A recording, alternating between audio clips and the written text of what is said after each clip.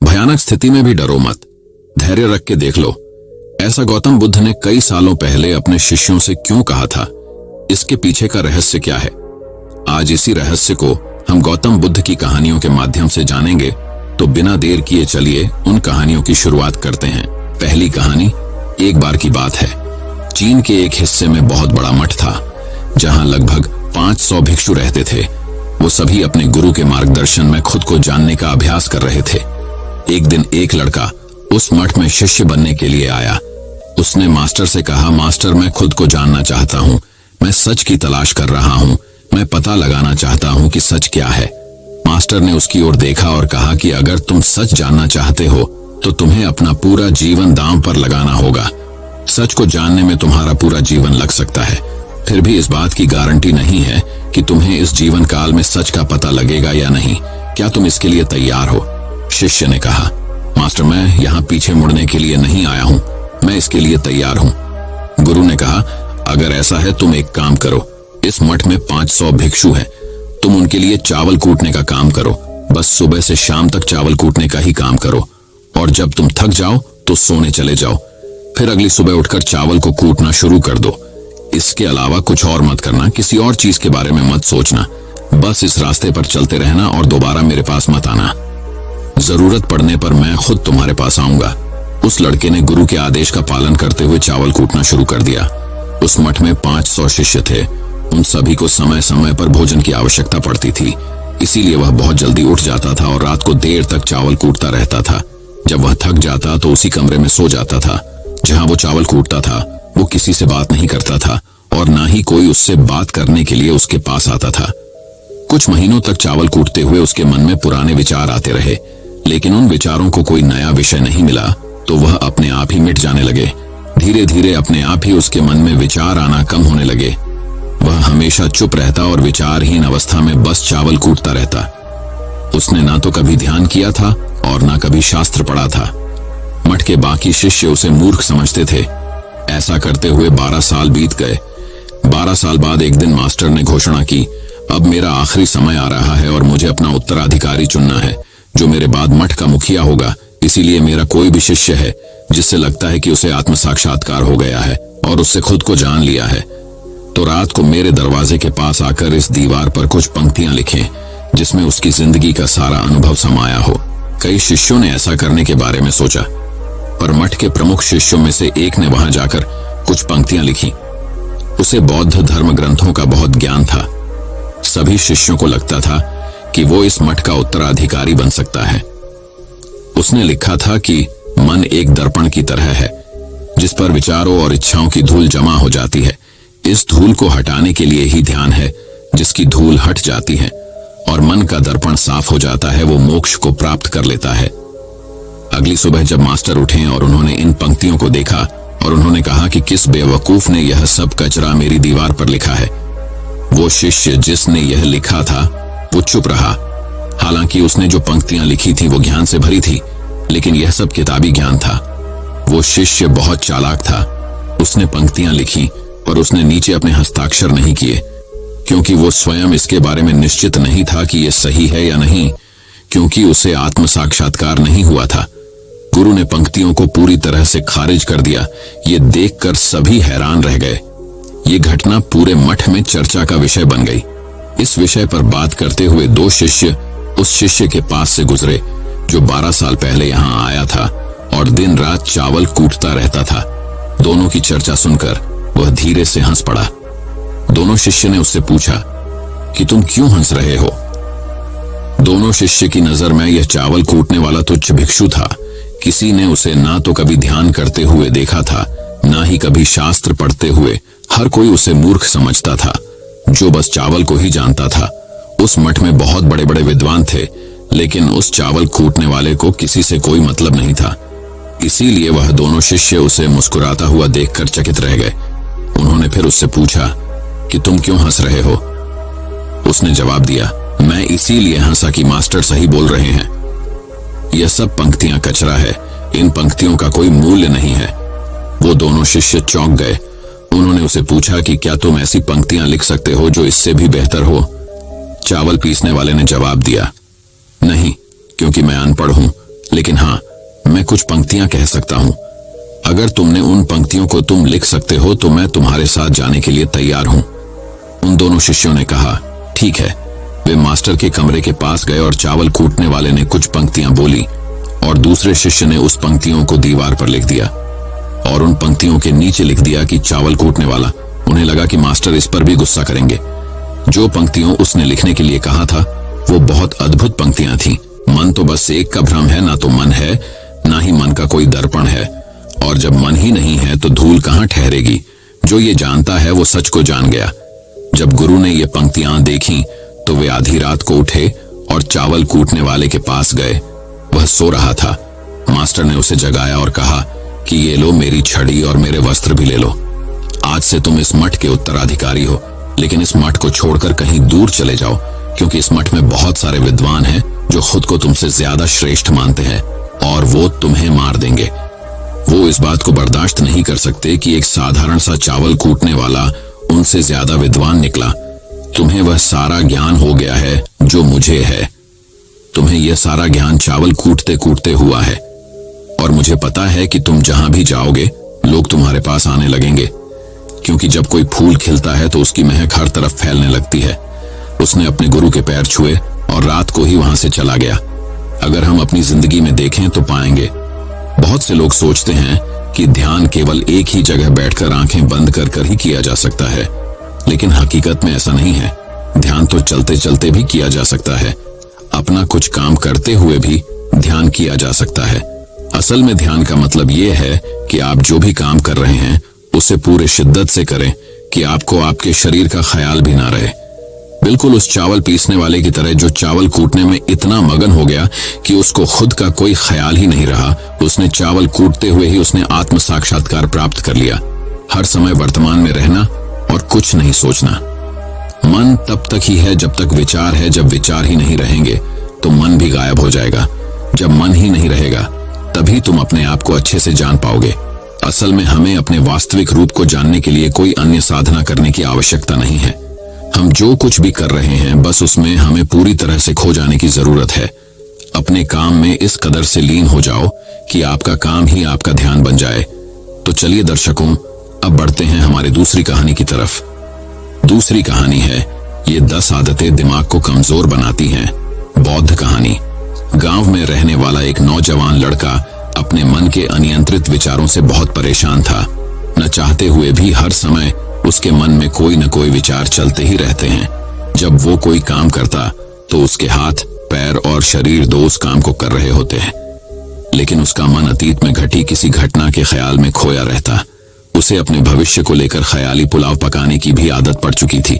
वो अक्सर सोचता कि एक दिन मैं यह करूंगा, वो करूंगा, एक दिन मैं बहुत ही बड़ा और सफल इंसान बन जाऊंगा।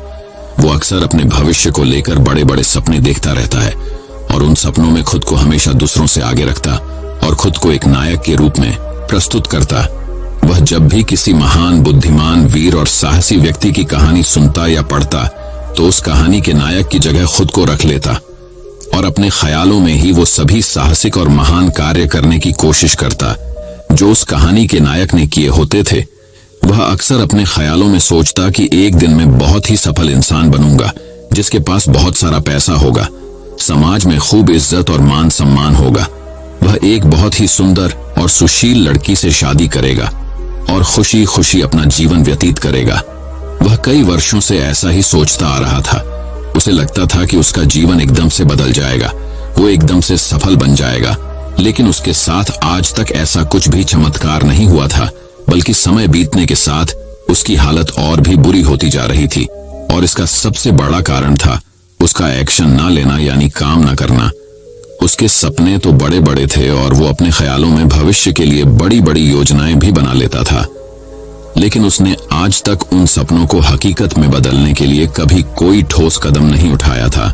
कभी भी खुद को कड़ी मेहनत करने के लिए प्रेरित नहीं किया था, जिसका परिणाम यह हुआ कि अब वह 25 साल से भी ऊपर का हो चुका था, लेकिन आज तक आपने किसी भी सपने को हकीकत में बदलते हुए नहीं देखा था।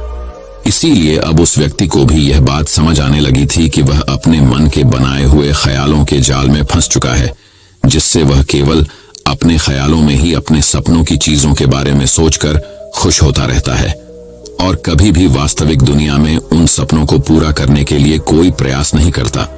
उसे पता तो था कि उसका दिमाग फालतू के विचारों से भरा हुआ है और वो वास्तविकता में नहीं जी रहा है, लेकिन बहुत प्रयास करने के बाद भी वह अपनी इस आदत को छोड़ नहीं पा रहा था।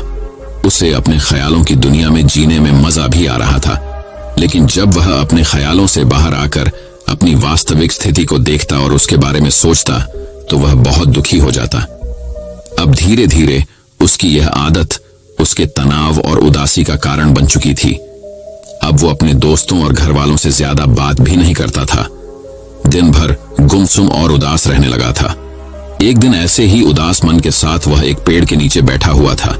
तभी उसका एक मित्र उसके पास आता है और उससे कहता है, मित्र, हमारे गांव में एक बहुत ही प्रसिद्ध बौद्ध भिक्षु पधारे हुए हैं और मैंने सुना है कि वह मन और मन की शांति से जुड़ी हर एक समस्या का समाधान बहुत ही आसानी से कर देते हैं। मुझे लगता है कि तुम्हें उनसे एक बार जरूर मिलना चाहिए।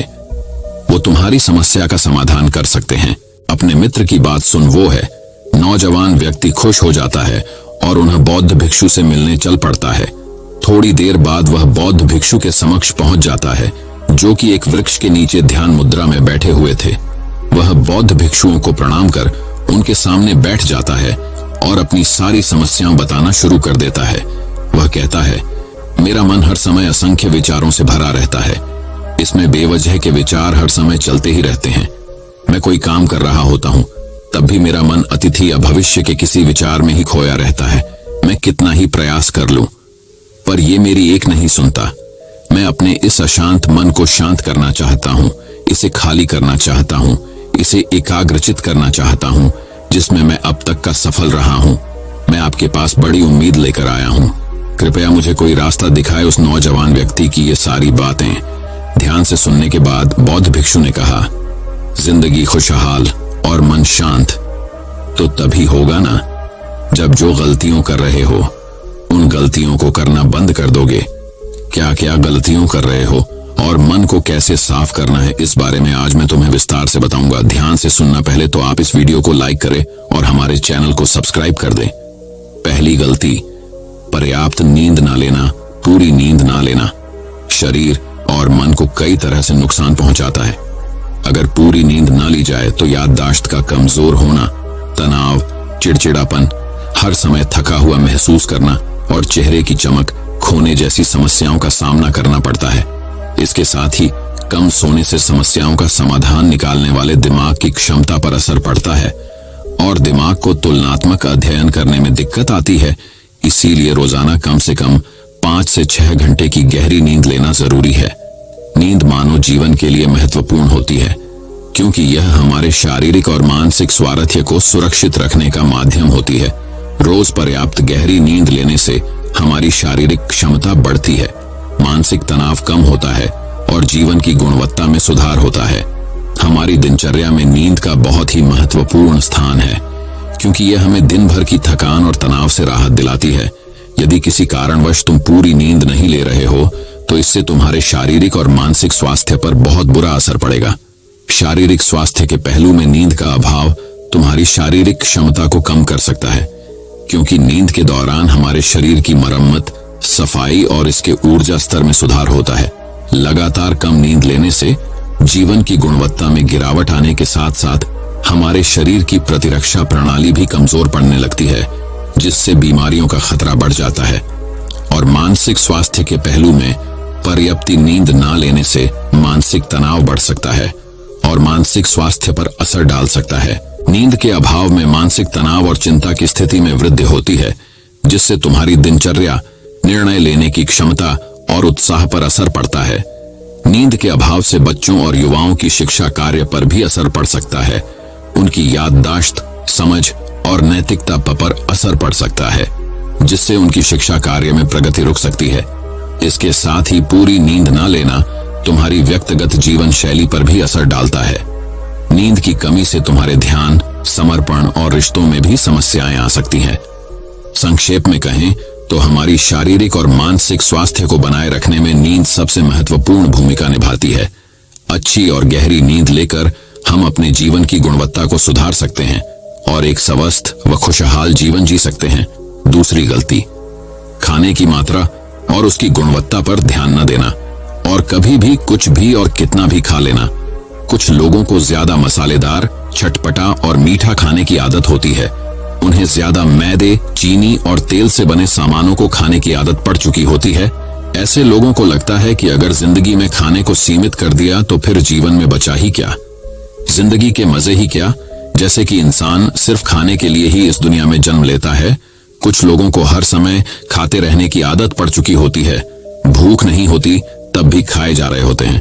जबरदस्ती कुछ भी उल्टा सीधा पेट में डालते रहते हैं, जैसे पेट नहीं कोई कूड़ादान हो। जरूरत से अधिक या कुछ भी खाते रहने से सिर्फ शरीर का वजन ही प्रभावित नहीं होता, बल्कि दिमाग की शक्ति पर भी इसका बुरा असर पड़ता है।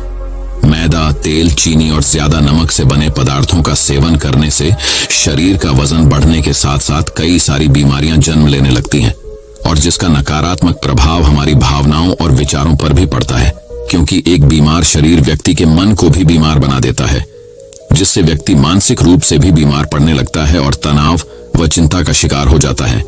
इसीलिए व्यक्ति को भोजन की उचित मात्रा और उसकी गुणवत्ता पर विशेष ध्यान देना चाहिए। तीसरी गलती, जरूरत से ज्यादा भागदौड़ भरी जिंदगी और ये सोच के रुकना मना है।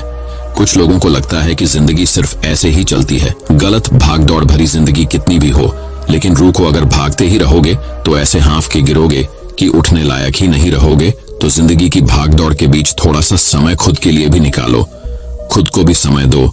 खुद को ढूंढने का प्रयास करो कि कौन सी चीज तुम्हें खुशी देती है, कौन सा काम करने में तुम्हें आनंद आता है। खुद से सवाल करो और खुद को खुश रखने का प्रयास करो। और देखना, जब तुम अंदर से शांत और तरोताजा होकर किसी काम को करोगे तो बहुत ही कम समय में तुम उसी काम में बहुत अच्छे परिणाम मिलने शुरू हो जाएंगे। लेकिन अगर हर समय भागते रहोगे, भागती रहोगी, थके रहोगे, तो तुम देखोगे कि हर काम में बहुत ज्यादा समय लग रहा है, बहुत ज्यादा ऊर्जा लग रही है, लेकिन फिर भी अंदर से खुशी नहीं मिल रही। तो इतना भागना दौड़ना कोई जरूरी नहीं होता। ये तो बस इंसान के अंदर बचपन से ही एक प्रतियोगिता की भावना जगा दी जाती है, उसके आसपास के माहौल और उसके माता पिता के द्वारा। क्योंकि इतना भागना कोई जरूरी नहीं होता। शांति से भी जिंदगी को जिया जा सकता है, और शांत हुआ, स्थिर रहते हुए, आराम से प्रयास करके भी बड़ी बड़ी सफलताएं हासिल की जा सकती है। चौथी गलती, अपनी किसी एक ऐसी बुरी आदत को पहचानो और उसे अपनी जिंदगी से पूरी तरह से हटाना, जो तुम्हारी सफलता के रास्ते की सबसे बड़ी बाधा है। हर इंसान की कोई ना कोई एक ऐसी बुरी आदत होती ही है जो उसे सबसे ज्यादा नुकसान पहुंचाती है, उसे आगे नहीं बढ़ने देती या फिर उसे पीछे खींचती है। क्योंकि जब कोई इंसान आगे नहीं बढ़ रहा होता है तो समय के साथ साथ वो पीछे ही जा रहा होता है। अब ये आदत कुछ भी हो सकती है, जैसे काम को टालने की आदत, ज्यादा सोचने की आदत, चिंता करने या बहस करने की आदत। कोई भी एक ऐसी आदत जो तुम्हें लगता है कि तुम्हें सबसे ज्यादा नुकसान पहुंचा रही है, उसे पहचानो और आज से ही उस किसी अच्छी आदत से बदलने का प्रयास शुरू कर दो। हालांकि आदतों को बदलना इतना आसान नहीं होता, लेकिन हर चीज को बदलना संभव है। अगर तुम्हारे अंदर वो मजबूत संकल्प और लचीलापन है और अगर तुम लगातार प्रयास करोगे तो तुम्हारी नई आदत बन जाएगी और पुरानी आदत अपने आप ही छोड़ जाएगी। पांचवी गलती, जरूरत से ज्यादा बड़े बड़े वादे करना। वादा जरूर करना चाहिए और अपने वादे का पक्का भी होना चाहिए, और वादा करने के बाद जो लोग उसे पूरा करते हैं उनके समाज में एक अलग इज्जत होती है। लोग उन्हें ज्यादा पसंद करते हैं। लेकिन हमें कभी भी ऐसे वादे नहीं करने चाहिए जिससे हम पूरा ही ना कर सके या जिसे पूरा करने में हमें संदेह हो। साथ ही हमें ना कहना भी आना चाहिए। ये जरूरी नहीं कि हम दूसरों के हर काम को हाँ कहकर उनकी नजरों में हर समय अच्छा बनने का प्रयास करें। हमें मना करना भी आना चाहिए। जितना तुम कर सकते हो सिर्फ उतने का ही वादा करो, क्योंकि अगर तुम अपनी क्षमताओं से बाहर जाकर किसी को जबान दे दोगे तो फिर तुम खुद के ऊपर बहुत दबाव महसूस करोगे, तनाव से भर जाओगे और साथ ही सामने वाले की बेवजह की उम्मीदें भी तुमसे जुड़ जाएंगी। और जब तुम उसे पूरा नहीं कर पाओगे तो या तो तुम अपने आप पर बहुत ज्यादा दबाव डालोगे, उन्हें पूरा करने का, या फिर दूसरों की नजरों में बुरा बन जाओगे, जो फिर बाद में तुम्हारे अंदर और भी तनाव पैदा करेगा। तो जितना कर सकते हो, जितना आसान है तुम्हारे लिए उतना करो, फिर देखो कितना सुकून आता है जिंदगी में। छठी गलती, अंदर ही अंदर खुद की बुराई करना और खुद को कमजोर दूसरों से कम समझना। अगर तुम्हें खुद की बुराई करने की आदत है हर समय अपने अंदर सिर्फ कमियां दिखती है। रोज अपने आप को कोसते हो तो फिर तुम्हें बाहर के किसी दुश्मन की कोई जरूरत नहीं है, क्योंकि तुम अकेले ही अपने लिए काफी हो। अगर तुम्हें अपनी बुराई करने की आदत है तो इसे छोड़ दो, क्योंकि ऐसा करके तुमने अपनी जिंदगी को नर्क खुद ही बना रखा है। खुद को प्यार करो, दुलार करो, खुद को स्वीकार करो और खुद के बारे में सकारात्मक बोलो। अगर कुछ गलती भी हो गई है तो खुद से बोलो कि अच्छा हुआ मुझे इस गलती का एहसास अभी हो गया। मैं एक ऐसा इंसान हूं जो अपनी गलतियों से सीखता है और आगे बढ़ जाता है। तो कहने का मतलब ये है कि गलती में भी खुद को लगातार कोसने या खुद को अपनी नजरों में गिराने की बजाय गलतियों से सीखकर आगे बढ़ने वाला इंसान बनो, क्योंकि अंदर ही अंदर खुद की बुराई करना और खुद को कोसना इंसान को ऐसी जंजीरों में बांध देता है कि फिर वह उसे तोड़ नहीं पाता और वही पड़ा पड़ा मानसिक रूप से सड़ता रहता है। तो अगर यह तुम्हारे अंदर है खुद की बुराई करना, तो इसे जल्दी से जल्दी छोड़ो, तभी जिंदगी खूबसूरत बनेगी। 7वीं गलती, दिमाग को अतीत की बुरी यादों और नकारात्मक भावनाओं से भरकर रखना। अतीत में कुछ गलत घटना घट गई थी, उसकी बुरी यादों को इकट्ठा किए हुए है। सालों पहले किसी ने कुछ गलत बोल दिया था, उसकी बातों को आज भी मन में लेकर ढो रहे हैं। किसी काम में सफलता मिल गई थी, उसे लेकर आज भी दुख मना रहे हैं। जब कोई इंसान दिमाग में इतना सारा बोझ, इतनी सारी नकारात्मक भावनाएं लेकर चलेगा तो फिर वह खुश और शांत कैसे रह पाएगा। इसीलिए अपने मन, अपने दिमाग को साफ करो, शरीर से सीखो।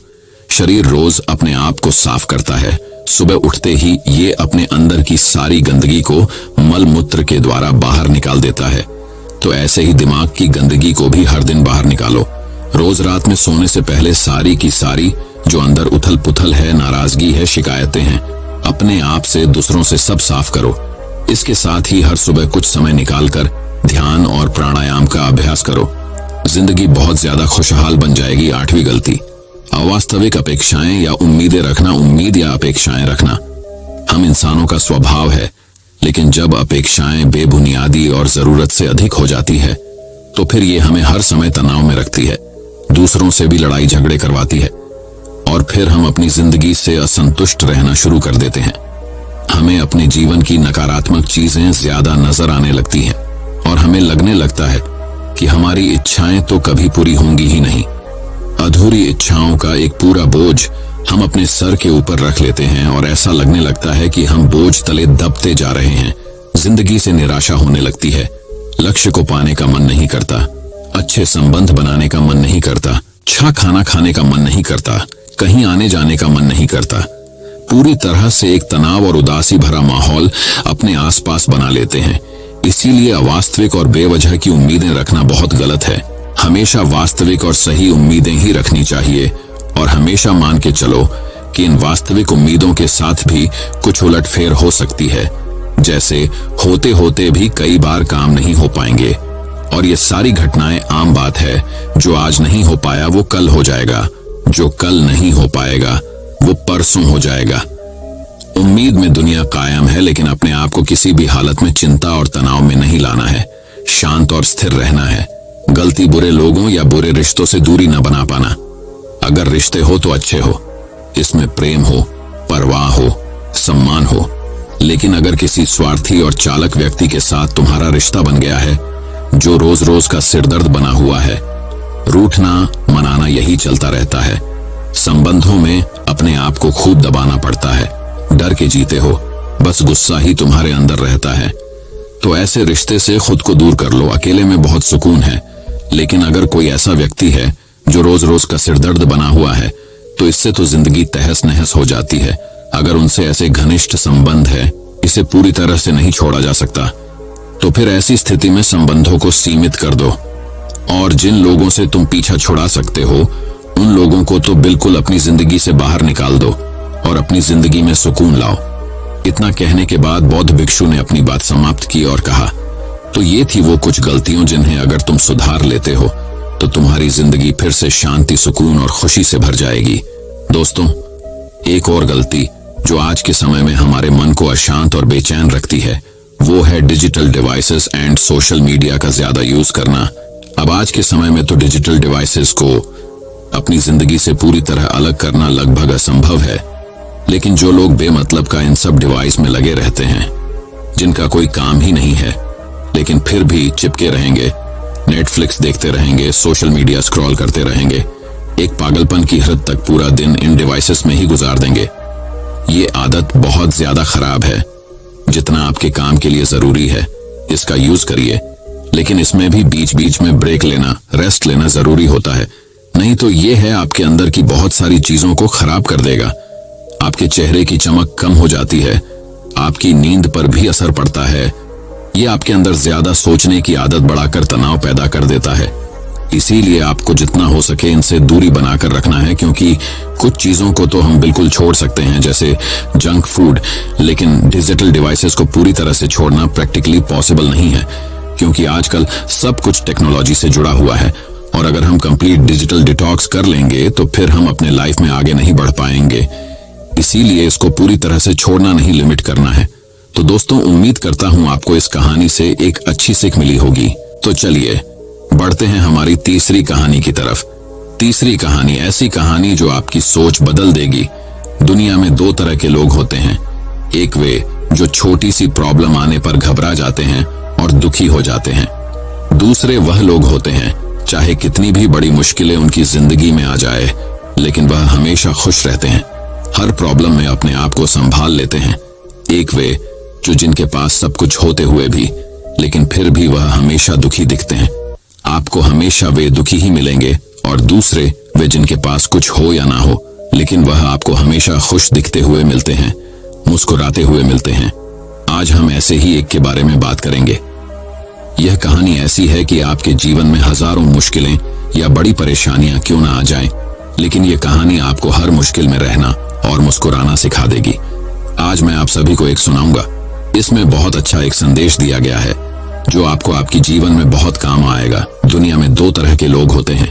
एक वे जो छोटी सी प्रॉब्लम आ जाने पर घबरा जाते हैं और दुखी हो जाते हैं। दूसरे वह लोग होते हैं चाहे कितनी भी बड़ी मुश्किलें उनकी जिंदगी में आ जाए, लेकिन वह हमेशा खुश रहते हैं, हर प्रॉब्लम में अपने आप को संभाल लेते हैं। एक वे जो जिनके पास सब कुछ होते हुए भी लेकिन फिर भी वह हमेशा दुखी दिखते हैं। आपको हमेशा वे दुखी ही मिलेंगे। और दूसरे वे जिनके पास कुछ हो या ना हो, लेकिन वह आपको हमेशा खुश दिखते हुए मिलते हैं, मुस्कुराते हुए मिलते हैं। आज हम ऐसे ही एक के बारे में बात करेंगे। ये कहानी ऐसी है कि आपके जीवन में हजारों मुश्किलें या बड़ी परेशानियां क्यों ना आ जाएं, लेकिन यह कहानी आपको हर मुश्किल में रहना और मुस्कुराना सिखा देगी। एक फकीर एक देश की यात्रा पर निकला। जब रास्ते में रात हो गई तो वे एक व्यक्ति घर रुक गया। उस व्यक्ति का नाम था आनंद। आनंद ने उस फकीर की खूब सेवा की और दूसरे दिन आनंद ने फकीर को उपहार देकर विदा किया।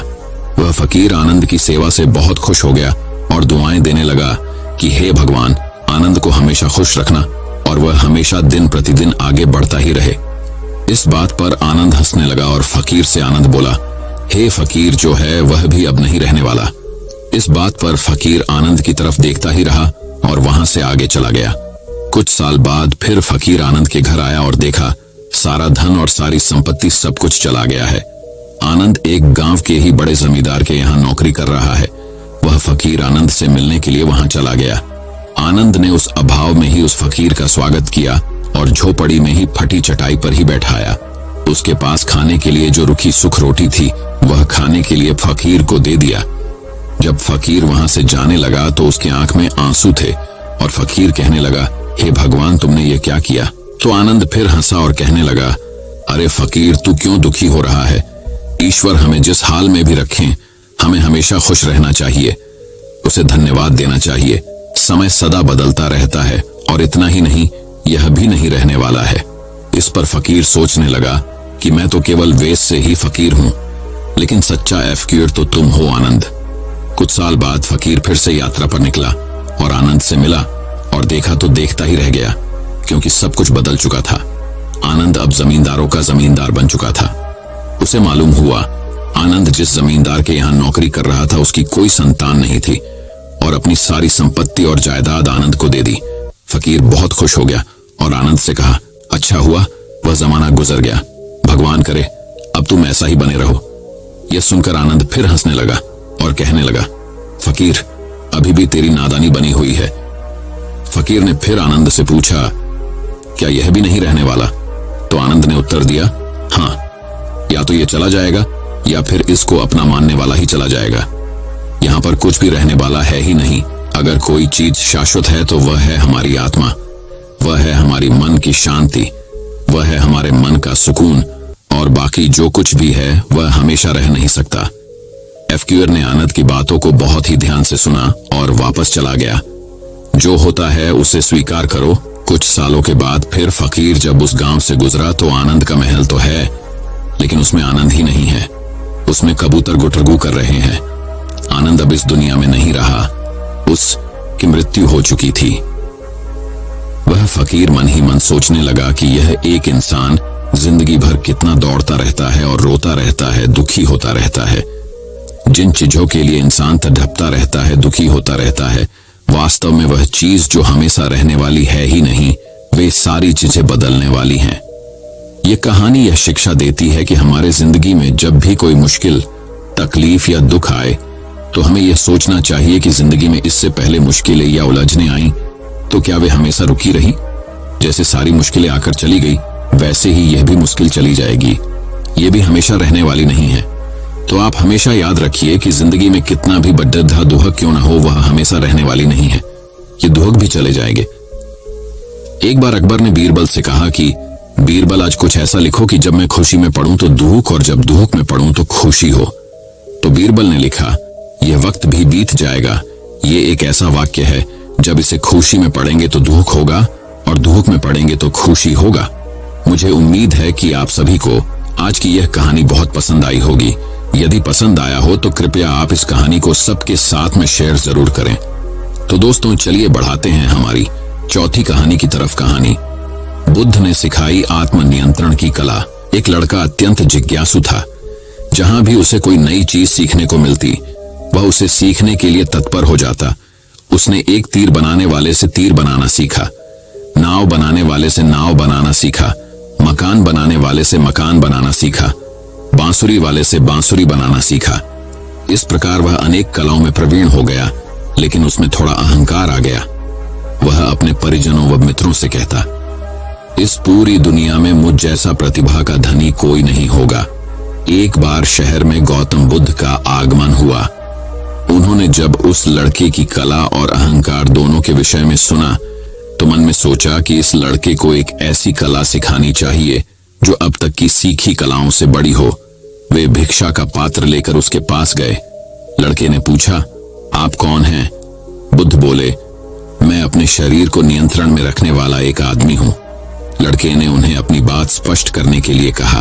तब उन्होंने कहा, जो तीर चलाना जानता है वह तीर चलाता है, जो नाव चलाना जानता है वह नाव चलाता है, जो मकान बनाना जानता है वह मकान बनाता है, मगर जो ज्ञानी है वह स्वयं पर शासन करता है।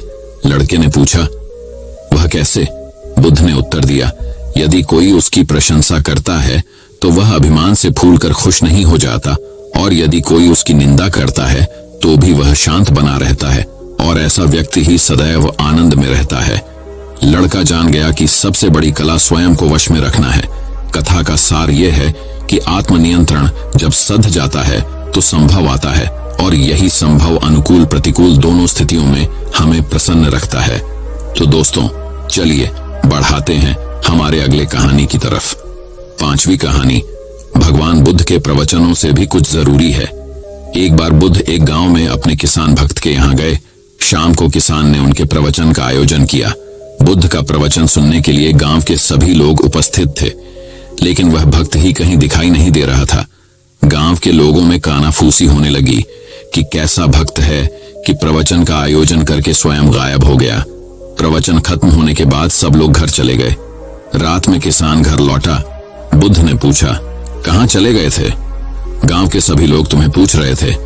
किसान ने कहा, दरअसल प्रवचन की सारी व्यवस्था हो गई थी, पर तभी अचानक मेरा बैल बीमार हो गया।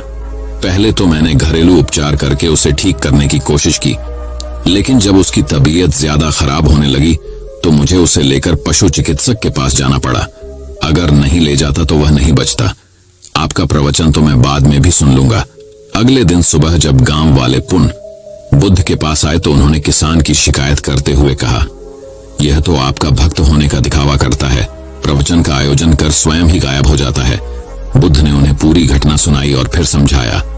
उसने प्रवचन सुनने की जगह कर्म को महत्व देकर यह सिद्ध कर दिया कि मेरी शिक्षा को उस बिल्कुल ठीक ढंग से समझा है। उसे अब मेरे प्रवचन की आवश्यकता नहीं है। मैं यही तो समझाता हूं कि अपने विवेक और बुद्धि से सोचो कि कौन सा काम पहले किया जाना जरूरी है।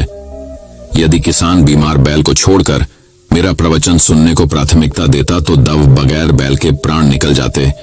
उसके बाद तो मेरा प्रवचन देना ही व्यर्थ हो जाता। मेरे प्रवचन का सार यही है कि सब कुछ त्याग कर प्राणी मात्र की रक्षा करो। इस घटना के माध्यम से गांव वालों ने भी उनके प्रवचन का भाव समझ लिया। तो दोस्तों, चलिए बढ़ाते हैं हमारी छठी और अंतिम कहानी की तरफ। छठी कहानी, मन का मंत्र। एक बार की बात है, एक आदमी के जीवन में सिर्फ दुख ही दुख थे। वह जो भी काम करता उस बेचारे का वह काम पूरा ही नहीं होता।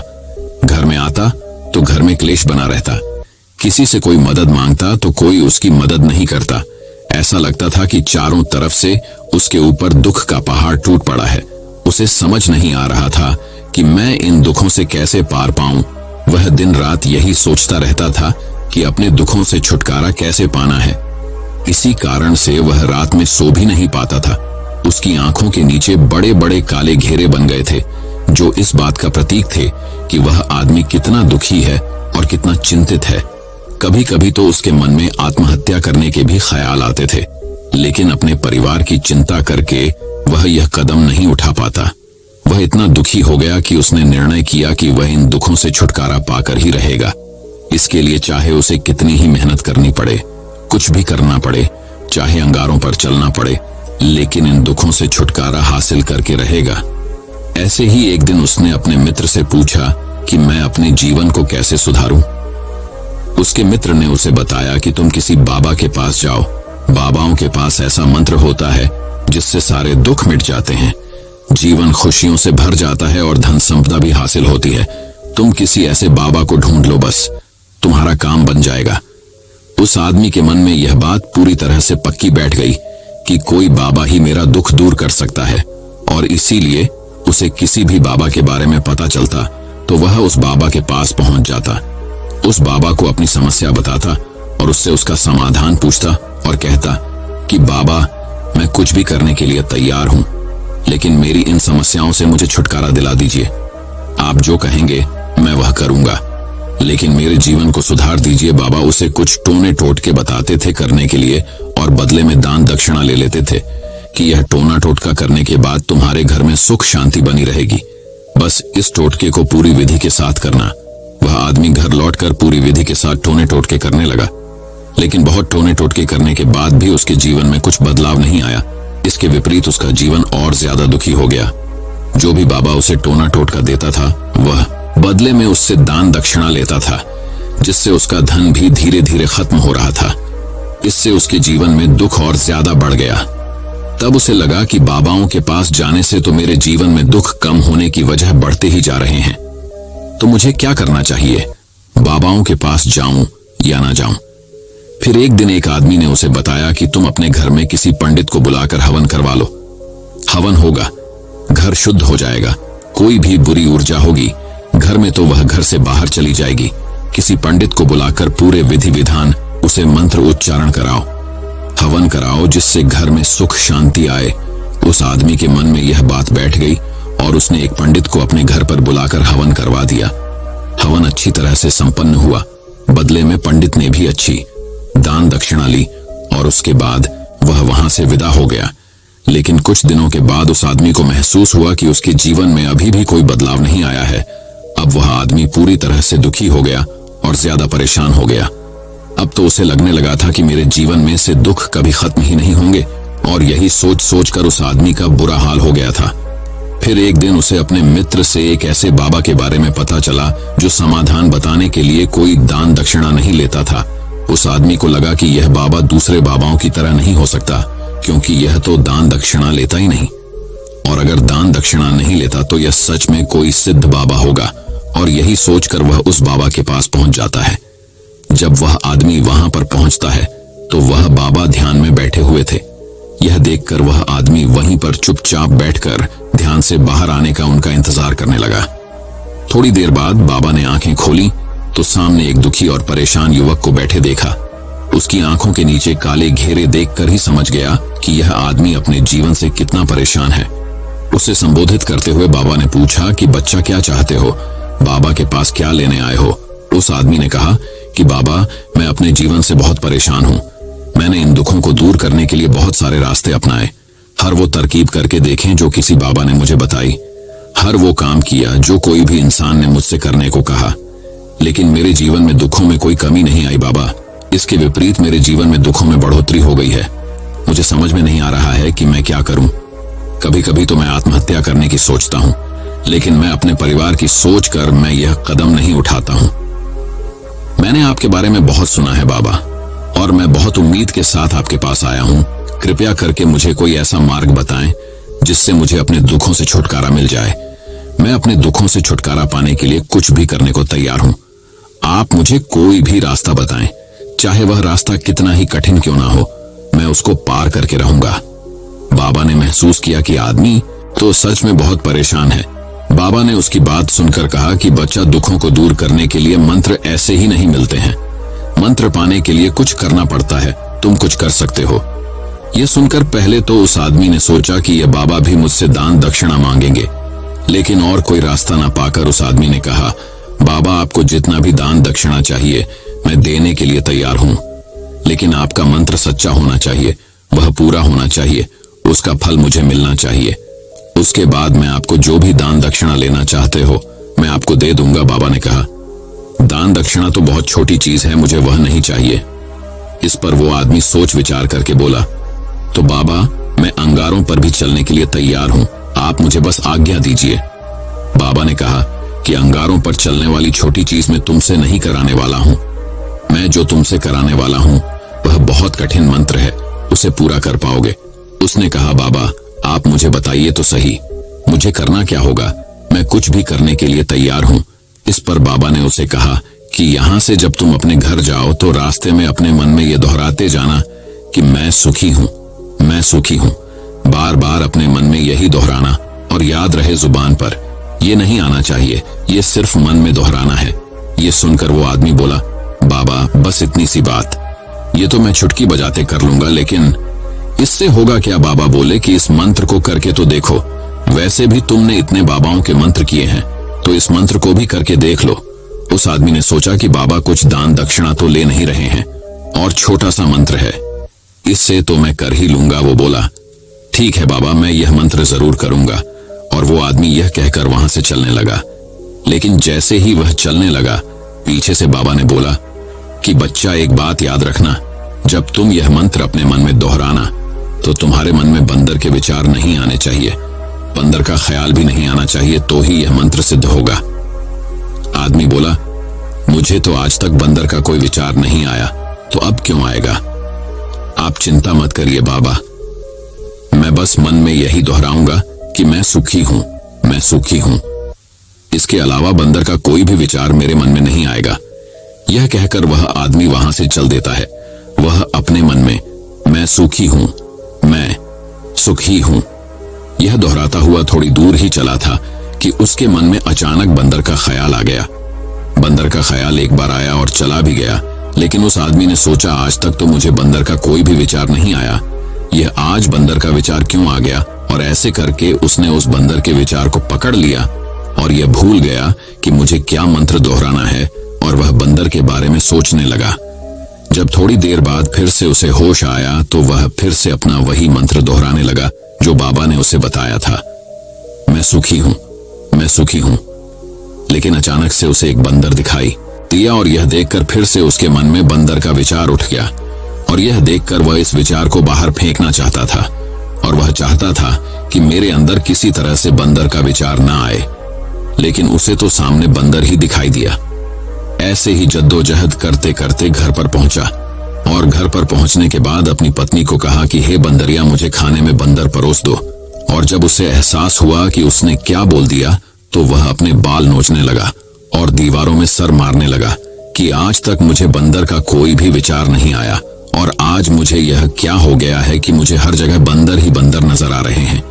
यह कैसी माया है? यही सोच सोचकर वह आदमी रात भर सो नहीं पाया।